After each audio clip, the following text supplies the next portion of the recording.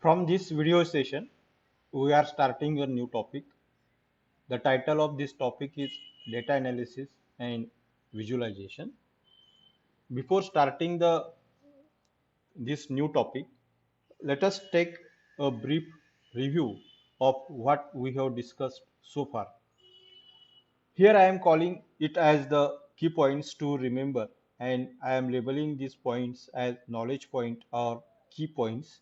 There are 4 key points that you should remember before starting the new topic. The first key point related with our first video session, in which we saw that there are 5 different core elements are present in machine learning models, and those 5 core elements are training data set, then test data set, model, dependent variable, and the independent variable. The second key point was related with the 2 definitions that we saw about machine learning. The one definition was by the Arthur Samuel, who said that machine learning is nothing but the ability for the machines to learn without being explicitly programmed to solve a specific task. Then the second definition, which was given by Tom Mitchell, and in that definition we have defined machine learning as a 3 different elements, and those elements were the experience, task, and the performance. We have seen what does it mean by experience, task, and performance in the context of various examples. The third important point that you should remember uh, uh, is that there are 3 different types of machine learning. One is called as the supervised machine learning, another is in which data set is labeled. The second machine learning type is the unsupervised machine learning algorithms are there, in which handles the data set in which the data set is not labeled, or unlabeled data set is handled by the unsupervised machine learning methods. The third different type of machine learning algorithms is called as the reinforcement. In reinforcements, machine learns through rewards and the punishments. So that was the third key point that you should remember. The fourth key point that needs to be remembered is the difference between the parametric and non-parametric methods, in which we saw that the parametric method makes an assumptions about the shape of the function which maps input variable or the independent variable onto the dependent variable, and non-parametric methods are those methods which does not make any assumptions about the shape of the function. So these are the key points that you should remember before proceeding to the new task, new topic. And the background, the topic is the title of the topic is data analysis method. So analysis is a central activity which you can analysis is a central activity which you need to perform in different contexts. Suppose that you are engaged in the problem solving task. In that problem solving task, the first step is the problem analysis. You analyze the problem, and the objective of this step is to extract the information from the problem statement that is relevant to solve a particular problem. So that was the objective of the problem solving method. Similarly, if you are designing a software system in the conventional algorithmic oriented or the program oriented approach, the first step is we know is that the requirement analysis. The objective of the requirement analysis is to develop an understanding of the application domain and extract the requirements that are most relevant to implement a software based solution for a business problem. So analysis is a central activity, whether you are building a problem solving or the software engineering. In the same way, the analysis is a central activity before you are going to proceed a new machine learning model. And in this case, the objective of the analysis activity in the context of machine learning is that the objective is to develop a deeper understanding about data set. And there are different kinds of analytical tools are available to perform the data analysis task that we are going to see. And these data analytical tools involve in recognizing what are different types of the data that is handled, that needs to be handled for building a machine learning model, how to visualize the data set, that is another step. Then there are some data analytical tools that are language dependent, like if suppose that you are building there are many languages are available to build the machine learning models.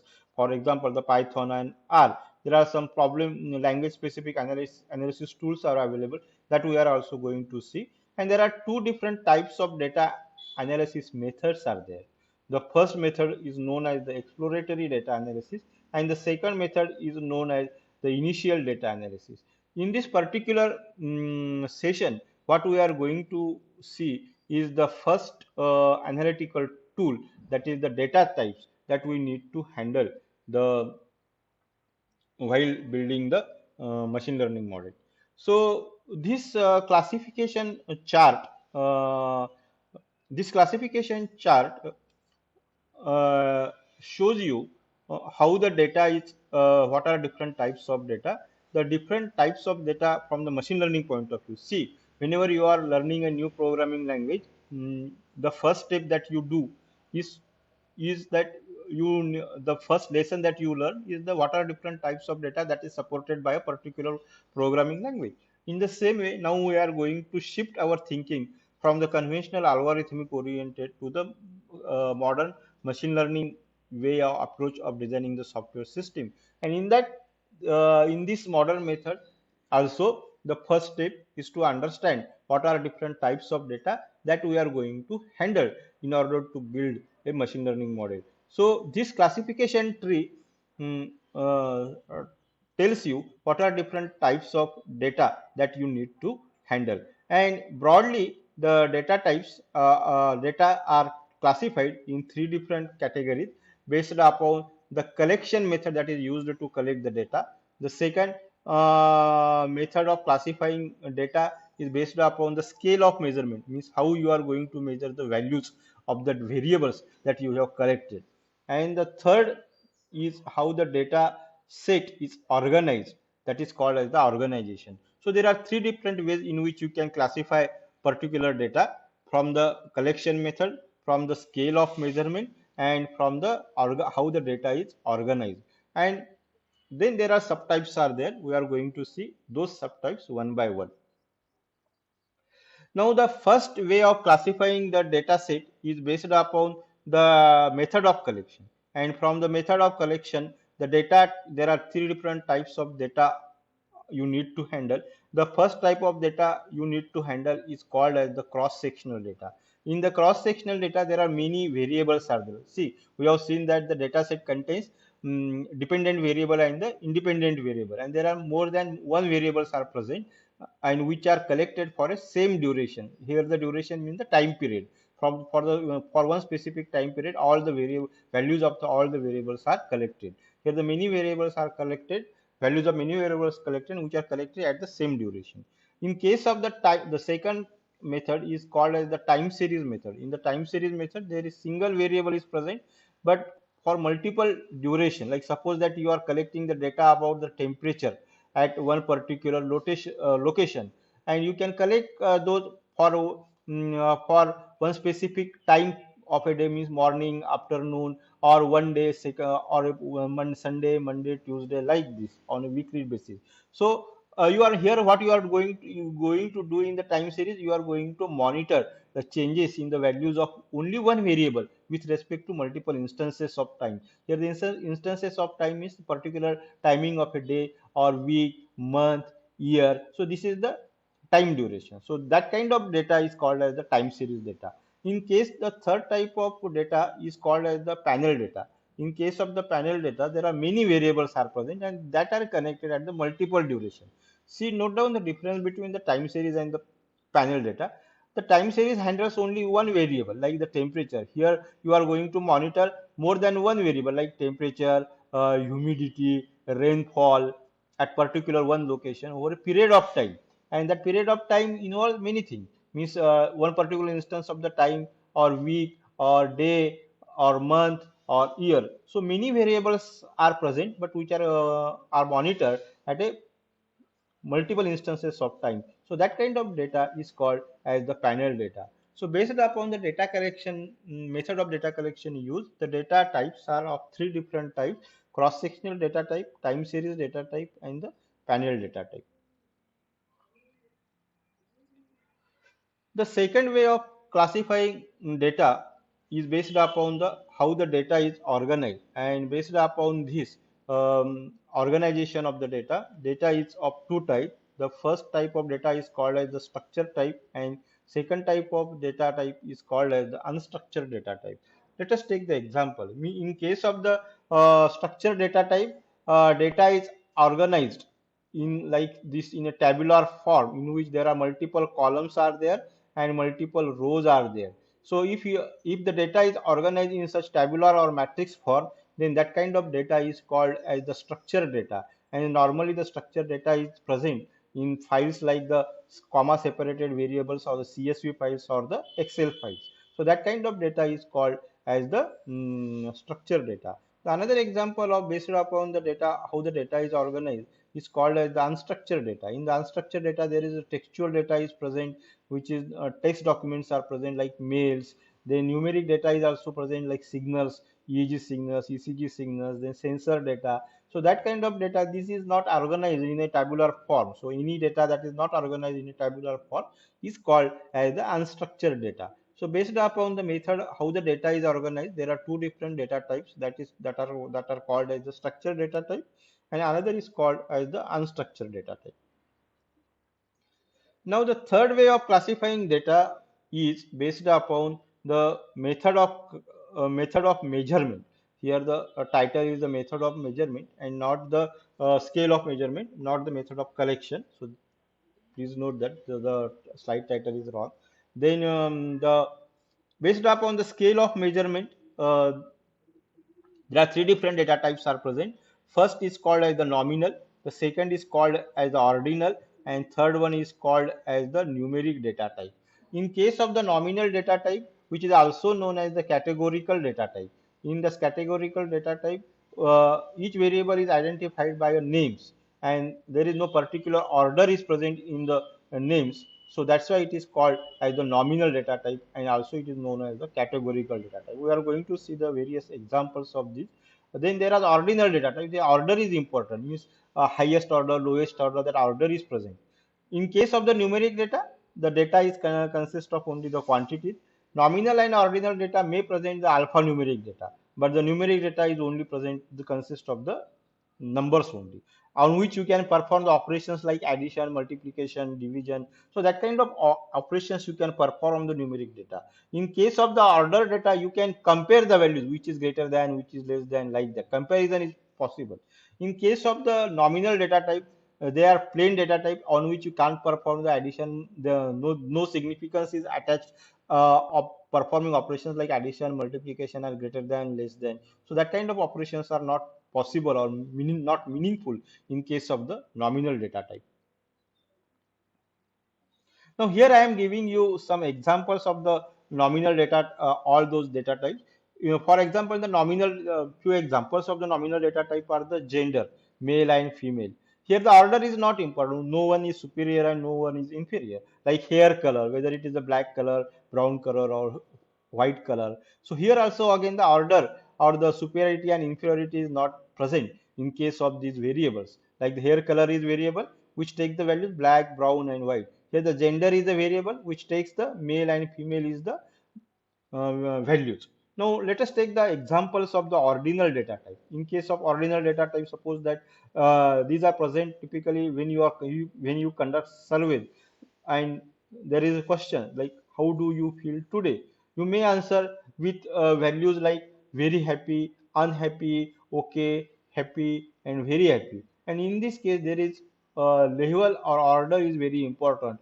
First is lowest, second is higher than the second is higher than the first one, and like that. So here the order of feeling is important, and that's why it is called as the ordinal data. Now another example is how satisfied you are: very satisfied, unsatisfied, neutral, satisfied, very satisfied. These are the values. that are taken by the variable, how satisfied you are. Here the order is very important. That's why it is called as ordinal, and you can use the operation like comparison, whether you are more happier than someone else. Like that comparison you can do, and that's why it is called as the ordinal data type. Third example of data type based upon the scale of measurement is the numeric data type. Data type. These numeric data types are only on the numbers on which you can perform the operations like addition, multiplication, division. It has the significance, and that's why these are called as the numeric data type. There are two different examples types of the numeric data types are present. One is called as the discrete data type, means which cannot be separated into the fraction and the whole part. So that kind of data is called as the discrete, like pin code. Pin code of a particular city like Lone 402103. There is no significance of dividing by this by 2, and there is no such half city is there. So that's why it is the whole number is important. And that's though it is the numeric data type, it is the discrete one. Then there are some variables which is another type of numeric data type is the continuous, in which the you can express the in fraction also, like area means 120.50 square feet. So here you can fractional part is also has some significance. So that kind of data is called as the continuous data type. Now what we are going to do is that we are going to take a few examples of real life data set, and we are trying to analyze that data set from the data types that we have seen so far. Now this is one particular most widely used data set. I am calling it as the Titanic data set, and this Titanic data set holds the information of the passengers traveled on that unfortunate ship called Titanic ship. And there are this information is present in this mm, data set. This data set is organized in the tabular form. So that's why it is a structured data set, not it is the unstructured. And there are how many number of columns are there? 4, 5, 6, 7, 8, 9, 10, 11, and 12. So there are around 12 columns are present on this data set, and the variables names are like this: passenger ID, survived, whether the that passenger has survived that mishap or not. So this information is present. In which class that passenger was traveling, it is called as the passenger class. Name of the passenger, sex, gender of the passenger, age of the passenger, then whether that passenger was traveling along with his siblings or spouses, whether the that passenger is was traveling along with parents and children, then ticket number, then fare that he has paid, then the cabin in which he was traveling, and the from which station he started his journey. So this information contains in this data set. So there are 12 number of columns are here present. Now let us what we are going to see. What are different types of variables that are present. Now here's what I did. There are these 11 data variables are there, which I have labeled with its type. Now suppose that the survived is the one of the variables that we saw, and its type is the numeric. Why it is numeric? Because there are 1 and 0 is there, and it is discrete. There is no significance of the partial component. That's why it is I have classified it as a discrete type. Then the passenger class is the ordinal and numeric one. Here I have interpreted that the first class is superior than the second class is superior than third class. That's why I have interpreted it as the ordinal data type.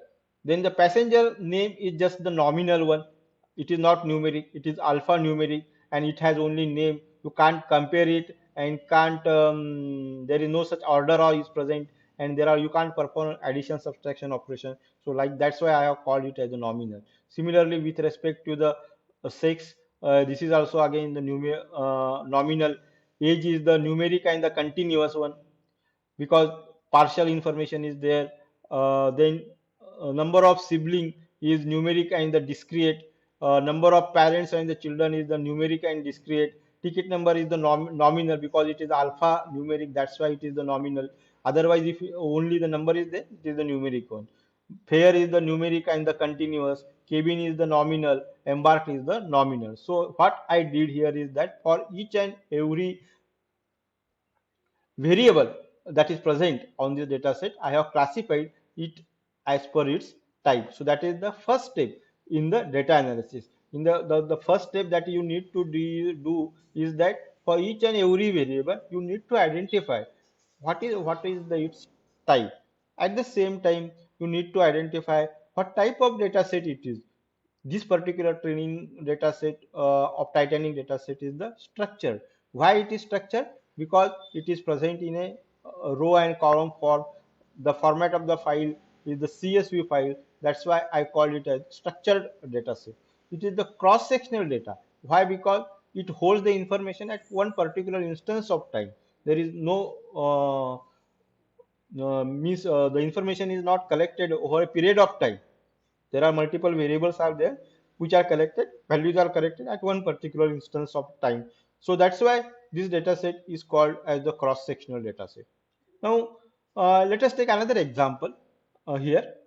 That this information is related with the Netflix dataset. I am calling it as the Netflix dataset, and this dataset includes the information about the shows that are streamed on the Netflix platform. The show is identified by the show identifier, which is the numeric one. Then type, whether it is the movie or the show. Then that's why it is called a nominal and the categorical. The title of the show, nominal one. Director is the director of that show, um, that is nominal one. Cast, who performed which role, actors and actresses participated in that particular show, their names are there. That's why it is called as the nominal. Country in which that particular show was produced, again that is the nominal one. Date added in the Netflix database, that is the nominal one. Release year, numeric and the nominal. Rating, ordinal, because higher rating, there is order is present. That's why the rating is the ordinal. Duration is the numeric.